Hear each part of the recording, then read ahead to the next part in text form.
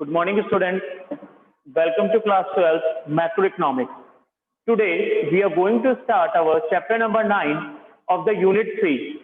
Unit 3 का बेटा chapter number 9 start करेंगे. इस unit में 3 chapter थे, chapter 7, chapter 8 and chapter 9. Chapter 7 and 8 we have already done. Today, we are going to start our chapter number 9, that is excess demand and deficient demand. Excess demand and deficient demand. What is excess demand and deficient demand?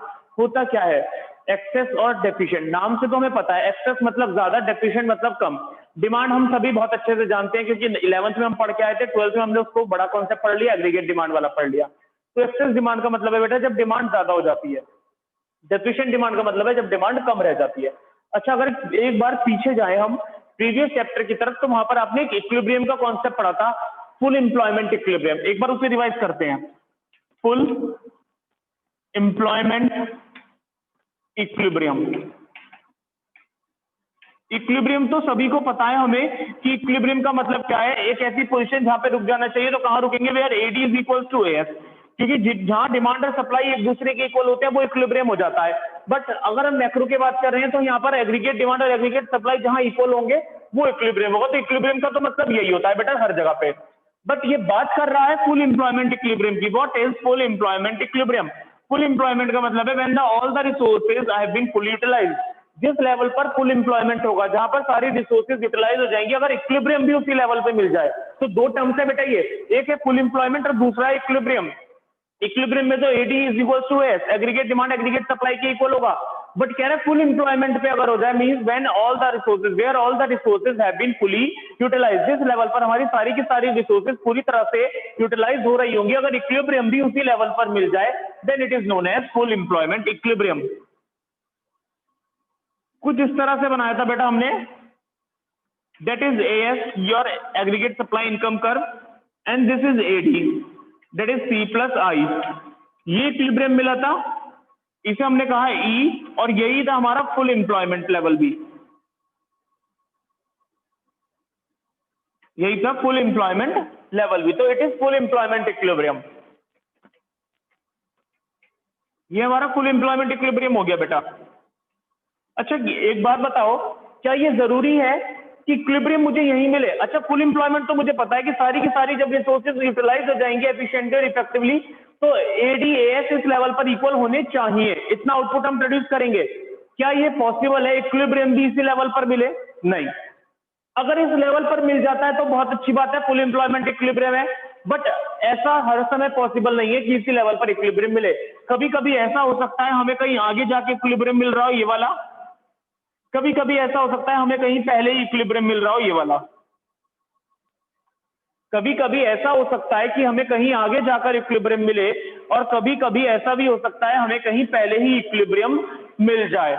तो equilibrium, full employment अगर बेटा देखें ऊपर वाला, suppose हमें equilibrium मिला यहां पर, ये एडी, एएस तो आपका यही रहेगा, एग्रीगेट डिमांड यहां पर हुआ, यहां पर इक्वल होती, बट हम ज्यादा प्रोड्यूस नहीं कर सकते. ये ओवरफुल वाली सिचुएशन आ रही है, हम ज्यादा प्रोड्यूस तो नहीं कर सकते, इतना ही प्रोड्यूस करा, इससे आगे बढ़ा ही नहीं सकते. तो हमारी डिमांड क्या हो गई बेटा? ज्यादा हो गई. डिमांड ज्यादा आ रही है. कितने लेवल से ज्यादा है? This level.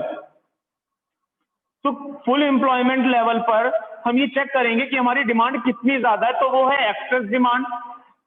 कितनी डिमांड कम है? अगर नीचे वाला पोर्शन देखो, इतना, इस लेवल से डिमांड इतनी कम है, तो ये है बेटा हमारी डेफिशिएंट डिमांड. तो कंपेयर करते हैं फुल एम्प्लॉयमेंट से. फुल एम्प्लॉयमेंट से एग्रीगेट डिमांड एडी कितनी ज्यादा आई है, फुल एम्प्लॉयमेंट से एग्रीगेट डिमांड कितनी कम रह गई. अगर फुल एम्प्लॉयमेंट से एग्रीगेट डिमांड ज्यादा आ रही है तो वो उसका मतलब है एक्सेस डिमांड, और अगर फुल एम्प्लॉयमेंट से पहले ही कहीं डिमांड आ रही है, दैट इज डेफिशिएंट डिमांड, की डिमांड का कम रह जाना. तो ये था सिंपली ब्रीफ. अगर हमने कहे कि हमने पहले पुराने वाले कॉन्सेप्ट को अगर ब्रीफ में समझ लिया, तो ये था वो एक्सेस और डेफिशिएंट डिमांड. पर तो आप पहले भी चुके हो. ओवर फुल एम्प्लॉयमेंट इक्विलिब्रियम यहाँ पे, अंडर फुल एम्प्लॉयमेंट इक्विलिब्रियम यहाँ पे, और फुल एम्प्लॉयमेंट इक्विलिब्रियम. बट इसे ही थोड़ा सा ब्रॉड कर दिया, कुछ नए टर्म्स इसके साथ जोड़ दिए, तो वो बन गया एक्सेस डिमांड और डेफिशिएंट डिमांड का एक चैप्टर. होप इतना क्लियर हुआ होगा स्टूडेंट सभी को, एक्सेस डिमांड और deficient demand. So we have done a quick revision of the previous one, जिसके बेसिस पर बेटा हमने एक्सेस डिमांड और डेफिशिएंट डिमांड का मतलब तो देख लिया. Now in detail we are going to start it now.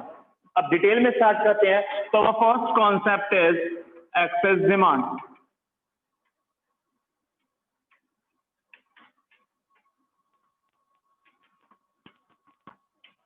Access demand है बेटा पहले। What is excess demand? नाम से पता चल रहा है एक्सेस डिमांड, डिमांड का ज्यादा होना, किससे? सप्लाई से। तो when aggregate demand is greater than aggregate supply, जब एग्रीगेट डिमांड एग्रीगेट सप्लाई से ज्यादा हो जाएगी, कब? Corresponding to full employment level. Compare करोगे इससे बेटा, किससे? फुल एम्प्लॉयमेंट लेवल से। Corresponding to full employment level. Full employment level पर देखेंगे कि फुल एम्प्लॉयमेंट पर कहां हमें इक्विलिब्रियम मिलना था और फुल एम्प्लॉयमेंट लेवल से कितनी डिमांड ज्यादा आ रही है। जिस लेवल पर हमें फुल एम्प्लॉयमेंट मिल जाना था उस लेवल से कितनी डिमांड ज्यादा है, तो वो जो डिमांड जितनी ज्यादा होगी, that increase in demand is known as excess demand. देखते हैं बेटा कर्व के। 0 यानी origin, x axis, y axis. Y axis पर आप लोगे ADAS और एक्स एक्सिस पर आपने मार्क करी होगी इनकम। इनकम कर्व बनाएंगे यानी AS curve, AS that is income 45 degree angle पे। AD बना लिया, AD is equal to C plus I। ये हमारा फुल एम्प्लॉयमेंट इक्विलिब्रियम। ये E लेवल है,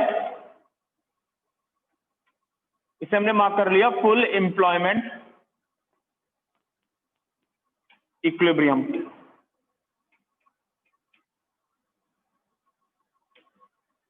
अब हमें पता है बेटा AD ज्यादा, एग्रीगेट डिमांड ज्यादा है, तो इसका मतलब एग्रीगेट डिमांड जो एक्चुअल होगी वो ऊपर से आई होगी, कहीं ज्यादा से।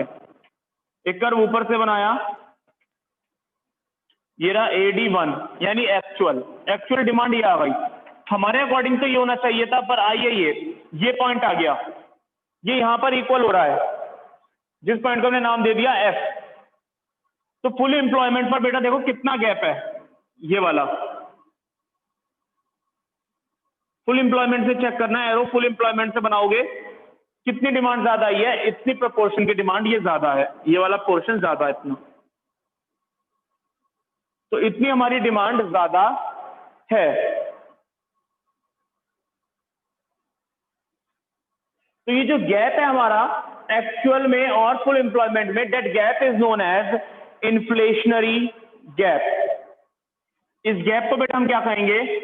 ये गैप है हमारा इन्फ्लेशनरी गैप।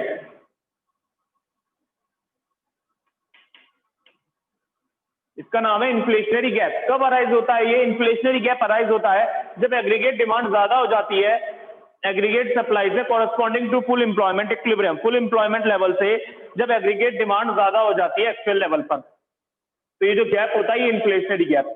इन्फ्लेशनरी टर्म बना है बेटा हमारा इन्फ्लेशन से। इन्फ्लेशन मतलब महंगाई। जब अच्छा महंगाई क्यों होगी? इन्फ्लेशनरी गैप क्यों कहा है? क्योंकि हमारे पास तो यहां तक सप्लाई है और डिमांड आ रही है ज्यादा, इतने लेवल से डिमांड ज्यादा है, सप्लाई कम है और सप्लाई बढ़ भी नहीं सकती क्योंकि हम फुल एम्प्लॉयमेंट से कंपेयर कर रहे हैं। तो इसलिए हम सप्लाई को बढ़ा भी नहीं सकते क्योंकि ऑलरेडी फुल एम्प्लॉयमेंट है, सारी की सारी रिसोर्सेज यूटिलाइजेशन में ऑलरेडी हैं। तो डिमांड कम है, सप्लाई ज्यादा, डिमांड ज्यादा है, सप्लाई कम है, तो जिसकी वजह से गुड्स महंगे हो जाएंगे, तो इन्फ्लेशनरी गैप आ जाएगा। तो एक्सेस डिमांड में हम कहेंगे inflationary gap arises. Inflationary gap arise हो जाता है। क्या होता है inflationary gap?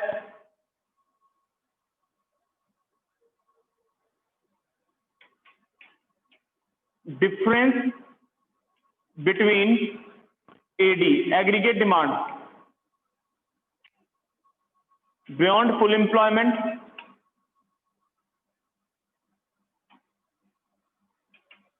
and AD at full employment।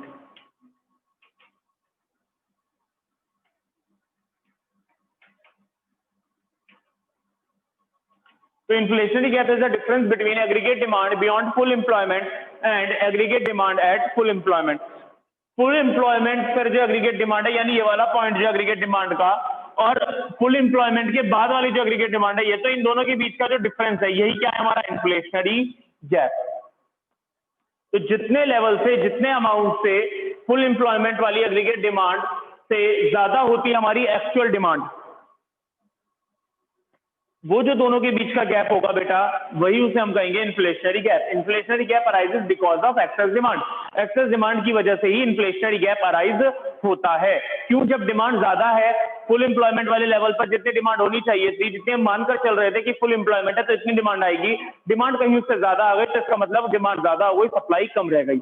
Supply बढ़ भी नहीं सकती है क्योंकि फुल एम्प्लॉयमेंट लेवल है, तो उस डिमांड को पूरी कैसे करेंगे? तो गुड्स महंगे हो जाएंगे, यानी इन्फ्लेशन की सिचुएशन राइज होगी, तो इसलिए उस गैप को हमने कह दिया इन्फ्लेशनरी गैप। तो inflationary gap is the difference between the aggregate demand beyond full employment के बाद जो एग्रीगेट डिमांड आई है and aggregate demand eight full employment, और फुल एम्प्लॉयमेंट पर जो एग्रीगेट डिमांड है। तो उन दोनों के जो बीच का बेटा गैप है वही क्या है हमारा? वही हमारा इन्फ्लेशनरी गैप है। मूविंग अहेड स्टूडेंट, इसी में आगे अब इस कर्व की हेल्प से ही, इस ग्राफ की हेल्प से हम इसके इफेक्ट देखेंगे। नेक्स्ट हमारे पास कॉजेज ऑफ एक्सेस डिमांड। ऐसा क्यों हुआ? एक्सेस डिमांड हुई क्यों? क्या रीजन रहे causes of excess demand? Excess demand के क्या कॉजेज हैं, क्या रीजन हैं उसके? तो अगर मैं देखूं, डिमांड का मुझे पता है, एग्रीगेट डिमांड के कंपोनेंट क्या है? AD is equal to C plus I plus G plus X minus M. हमारी एग्रीगेट डिमांड इसकी इक्वल होती है AD is equal to C plus I plus G plus X minus M. इसका मतलब क्या है? ये सभी फैक्टर्स इंक्रीज हुए होंगे कंपोनेंट। तो क्या रीजन रहे होंगे? Increase in consumption, increase in consumption, का मतलब कंजम्पशन ज्यादा हुआ होगा। इंक्रीज इन इन्वेस्टमेंट, या इन्वेस्टमेंट इंक्रीज हुई होंगी, ज्यादा इन्वेस्टमेंट हुई तो इसकी वजह से एग्रीगेट डिमांड बढ़ गया, एग्रीगेट डिमांड बढ़ गया, एग्रीगेट सप्लाई कम रह गई। या हम ये कह सकते हैं increase in government expenditure, government के खर्चे ज्यादा हुए होंगे या तो, जिसकी वजह से एग्रीगेट डिमांड हमारी बढ़ गई। और लास्ट हमारा fourth X minus M. X minus M का मतलब क्या है बेटा? एक्स का मतलब होता है एक्सपोर्ट और एम का मतलब होता है इंपोर्ट। तो the difference between exports and imports is X minus M. तो डिमांड ज्यादा क्यों हुई है? हमने डिमांड ज्यादा करी होगी, इसका मतलब इंक्रीज इन एक्सपोर्ट,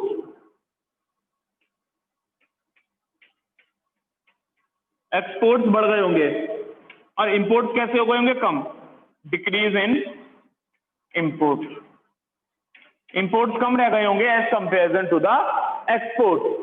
ये हम ये कह सकते हैं एक और point, reduction in taxes, taxes reduce हो गए होंगे जिसकी वजह से गुड्स सस्ते हो गए होंगे और ज्यादा कंजम्पशन हुआ होगा, ज्यादा डिमांड आई होगी। तो these are the reasons of excess demand. ये है बेटा हमारे पास एक्सेस डिमांड के रीजन। तो मैंने क्या करा, रीजंस निकालने के लिए एडी के कंपोनेंट्स निकले, AD is equal to C plus I plus G plus X minus M, four sector economy के। तो डिमांड बढ़ रही है, मतलब ये सारे फैक्टर्स किसी न किसी फैक्टर में कुछ ना कुछ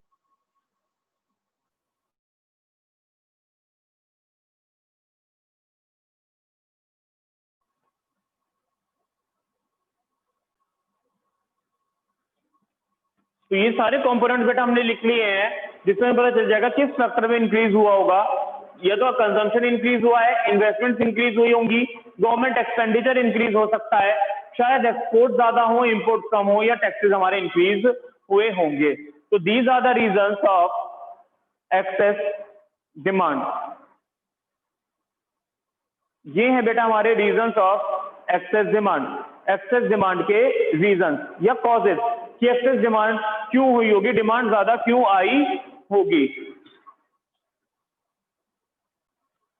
next we have impact of excess demand, impact of excess demand, excess demand का इंपैक्ट। अब तो हमने रीजंस देखे थे, कॉजेस देखे थे, क्यों हुई थी एक्सेस डिमांड, डिमांड ज्यादा क्यों हुई थी, इंपैक्ट ऑफ एक्सेस डिमांड। अब इंपैक्ट चेक करेंगे, इसका प्रभाव क्या होगा। सबसे पहले देखेंगे ऑन एम्प्लॉयमेंट, एम्प्लॉयमेंट पर क्या इंपैक्ट होगा बेटा इसका? नो इफेक्ट या नो चेंज। क्यों? क्योंकि resources are already fully employed, resources अभी पूरी तरह से ही एम्प्लॉयड थी, तो एम्प्लॉयमेंट पे तो कोई इफेक्ट होना ही नहीं है। हमारी रिसोर्सेज ऑलरेडी पहले से ही पूरी तरह से एम्प्लॉयड थे, तो एम्प्लॉयमेंट में किसी तरह का कोई चेंज नहीं आएगा। ऑन आउटपुट, आउटपुट में कोई चेंज आएगा? No change. क्यों? Because we are already producing the output at full employment, we are already producing the output at full utilisation of the resources. Resources के पूरी यूटिलाइजेशन से जो आउटपुट प्रोड्यूस होना चाहिए हम ऑलरेडी वही आउटपुट प्रोड्यूस कर रहे थे, तो आउटपुट भी हमारा किसी तरह से कोई चेंज नहीं हो सकता। Third we have on prices, prices पर कोई इंपैक्ट आएगा या प्राइसेस पर इंपैक्ट होगा। Rise in general price level, जो हमारे जनरल प्राइसेस हैं वो क्या हो जाएंगे? बढ़ जाएंगे। क्यों बढ़ जाएंगे बेटा? क्योंकि एक्सेस डिमांड ज्यादा है, सप्लाई कम है। हम डिमांड को कवर अप करने के लिए सप्लाई बढ़ा भी नहीं सकते हैं। क्यों नहीं बढ़ा सकते हैं? क्योंकि already we are producing at full employment, हम ऑलरेडी फुल एम्प्लॉयमेंट पर ही ऑपरेट कर रहे हैं, तो आगे तो बढ़ ही नहीं सकते। अब उस डिमांड को पूरा कैसे करें? तो हम जनरल प्राइस को बढ़ा देंगे, यानी गुड्स महंगे कर देंगे, जिसकी वजह से इन्फ्लेशन की सिचुएशन अराइज होगी। तो this is the concept of excess demand. ये था बेटा हमारा टोटल एक्सेस डिमांड का कॉन्सेप्ट, जिसमें हमने एक्सेस डिमांड की डेफिनेशन देखी, उसका ग्राफ बनाया, इन्फ्लेशनरी गैप बताया क्या होता है और कैसे आता है। उसके बाद हमने रीजंस और कॉजेज देखे एक्सेस डिमांड के, कि एक्सेस डिमांड अराइज क्यों होती है। और नेक्स्ट हमने देखा इस पर impact of excess demand, excess demand का इंपैक्ट क्या होगा, कैसा प्रभाव होगा एक्सेस डिमांड का। Next we have the concept of deficient demand. नेक्स्ट हमारे पास है बेटा डेफिशिएंट डिमांड का कॉन्सेप्ट। डेफिशिएंट का मतलब है कम, डिमांड जब कम रह जाएगी तो इसका मतलब क्या है? When aggregate demand is less than aggregate supply corresponding to full employment level।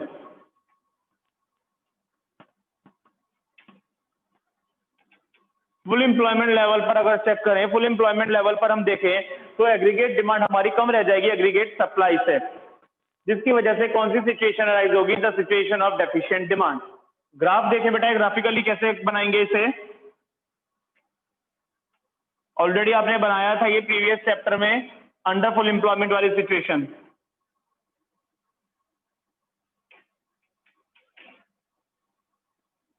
Aggregate supply बना लिया आपने भाई 45 डिग्री के एंगल पर, एग्रीगेट डिमांड C प्लस आई, और ये जो पॉइंट मिला इसे हमने कह दिया E, जिसका मतलब क्या है बेटा? Full employment equilibrium. यहां पर हमें फुल एम्प्लॉयमेंट इक्विलिब्रियम मिलेगा। अब डिमांड कम रहेगा, जिसका मतलब ओरिजिनल जो एग्रीगेट डिमांड कर्व होगा, एक्चुअल जो होगा वो कहीं नीचे से बनेगा, तो इसे कह रही है हमने AD1 एक्चुअल। इस पॉइंट पर इंटरसेक्ट कर रहा है, इस पॉइंट को नाम दे दिया मैंने F। बेटा चेक करो कितने अमाउंट से डिमांड कम रह गई। फुल एम्प्लॉयमेंट देखो, अगर फुल एम्प्लॉयमेंट होता तो यहां आती है डिमांड, मतलब ये वाला, तो ये जो पोर्शन है ये वाला, ये जो गैप अराइज हुआ, इतने अमाउंट से हमारी डिमांड कम रह गई, तो ये जो गैप है इस गैप को हम कहेंगे deflationary gap.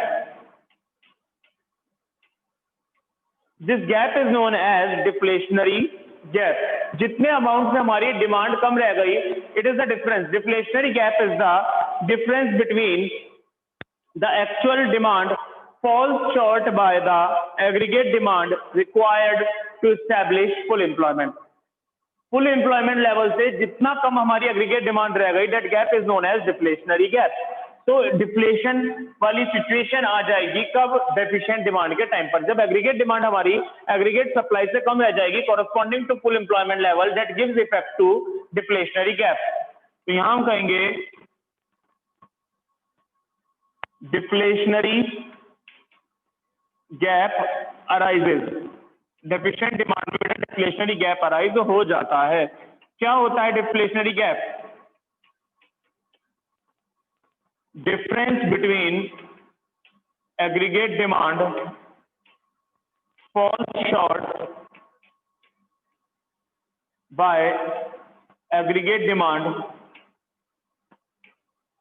Required to establish full employment. Full employment वाले लेवल से एग्रीगेट डिमांड जितनी हमारी कम रह जाती है, उस गैप को हम कहते हैं डिफ्लेशनरी गैप। फुल एम्प्लॉयमेंट पर जितनी डिमांड होनी चाहिए थी, अगर डिमांड उससे कहीं कम रह गई, हमें लग रहा था कि डिमांड इतनी आई है और डिमांड आई है कम, तो जितने लेवल से हमारी डिमांड कम रह गई उसकी वजह से जो गैप अराइज होगा, that gap is known as बेटा deflationary gap.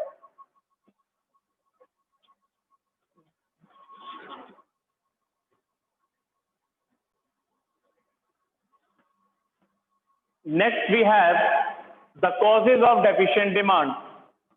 Causes of deficient demand. Deficient demand के causes क्या रीजंस रहे, क्या कारण ऐसे रहे जिसके वजह से डिमांड कम रह गई? तो वही लिखेंगे फिर से, एडी का component AD equals to C plus I plus G plus X minus M. इसका मतलब कहीं ना कहीं कोई कंपोनेंट ऐसा होगा जिसमें कमी रह गई, तो यह कह सकते हैं हम इसमें डिक्रीज इन कंजम्पशन। शायद कंजम्पशन कम हो गया होगा जिसकी वजह से एग्रीगेट डिमांड कम रह गई। डिक्रीज इन इन्वेस्टमेंट, शायद इन्वेस्टमेंट्स कम रह गई हो जिसकी वजह से एग्रीगेट डिमांड कम रह गई। Decrease in government expenditure, government expenditure कम रह गया, गवर्नमेंट का खर्चा कम हो गया जिसकी वजह से एग्रीगेट डिमांड कम रह गई। या एक्स माइनस एम यानी एक्सपोर्ट्स और इंपोर्ट, तो decrease in export,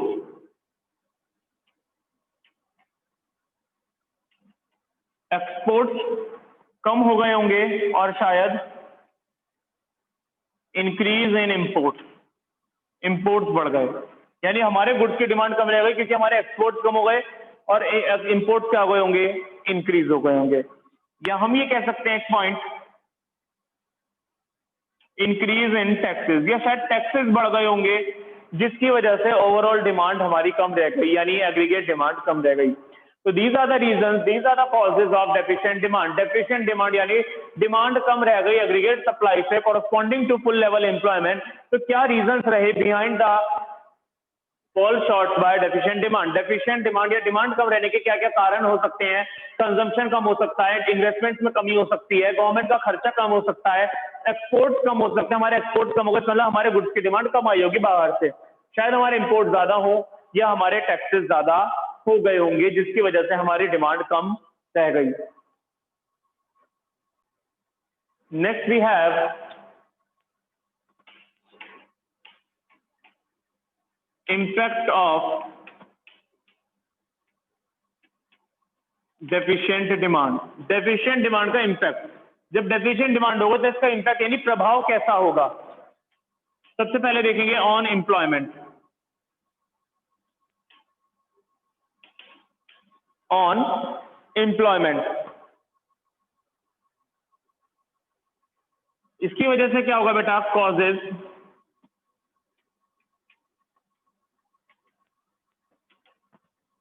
involuntary unemployment.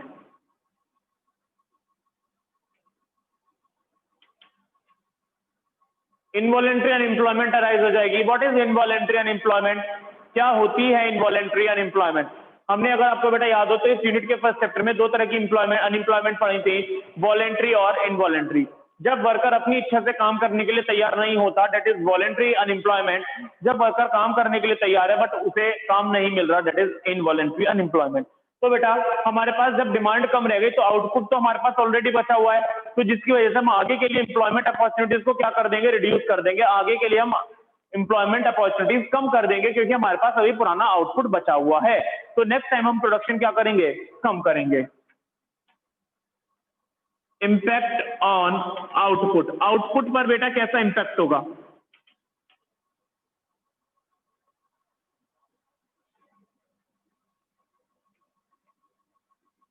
Increase in inventory stock. क्या मतलब है इंक्रीज इन इन्वेंट्री स्टॉक का? बेटा जब एग्रीगेट डिमांड कम रह गई, हम तो अपनी सारी रिसोर्सेज को यूटिलाइज करके चल रहे थे, तो हमने तो उस हिसाब से सप्लाई करी थी, उस हिसाब से आउटपुट प्रोड्यूस कर लिया था। जब डिमांड कम रह गई तो we are having inventory, we are having stock with us, तो हमारे पास हमारा अनडिजायर्ड स्टॉक बचा रह जाएगा या अनसोल्ड आउटपुट, अनसोल्ड स्टॉक बचा रह जाएगा आउटपुट। तो it leads to increase in inventory stock, ये हमारे इन्वेंट्री स्टॉक को बढ़ा देगा। इम्पैक्ट ऑन प्राइसेस, प्राइसेस पर बेटा क्या इम्पैक्ट होंगे? अब देखो जब हमारे पास स्टॉक बचा रहेगा, डिमांड ऑलरेडी कम आ रही है, तो हम क्या करेंगे? प्राइस को फॉल इन प्राइस, हम प्राइस फॉल कर देंगे। क्यों? जिससे हमारा ये undesired inventory stock sold out हो जाए, जिससे हमारा undesired unsold stock leave out हो जाए। तो ये हमने पढ़ा impact of deficient demand. Deficient demand के इम्पैक्ट, क्या इम्पैक्ट होगा, क्या प्रभाव होगा? एम्प्लॉयमेंट पर इनवॉलेंट्री एम्प्लॉयमेंट अराइज हो जाएगी, यानी आगे के लिए एम्प्लॉयमेंट अपॉर्चुनिटीज कम हो जाएंगी। इम्पैक्ट ऑन आउटपुट, हमारे पास अनडिजायर्ड अनसोल्ड स्टॉक बचा रह जाएगा। इम्पैक्ट ऑन प्राइसेस, प्राइसेस हमारे फॉल हो जाएंगे क्योंकि हमें अपना स्टॉक क्लियर आउट करना है। तो that is the concept of excess demand and deficient demand. तो ये था बेटा हमारा एक्सेस डिमांड और डेफिशिएंट डिमांड का concept. In our next class, we are going to discuss the measures to solve the problem of excess demand and deficient demand. दोनों ही एक problem है, एक्सेस डिमांड भी एक प्रॉब्लम है और डेफिशिएंट डिमांड भी एक प्रॉब्लम है। जब डिमांड ज्यादा आ जाती है तो वो भी इकोनॉमी के लिए प्रॉब्लमेटिक सिचुएशन है, जब डिमांड कम हो जाती है तो वो भी इकोनॉमी के लिए प्रॉब्लमेटिक सिचुएशन है। तो जब कभी भी कोई प्रॉब्लम आएगी तो there is always a solution, there is always the measures for them. तो नेक्स्ट क्लास में बेटा हम डिस्कस करेंगे इनके मेजर्स, ये corrections or methods to solve the problem of excess demand and deficient demand. That's all for today, students. Thank you and have a nice day.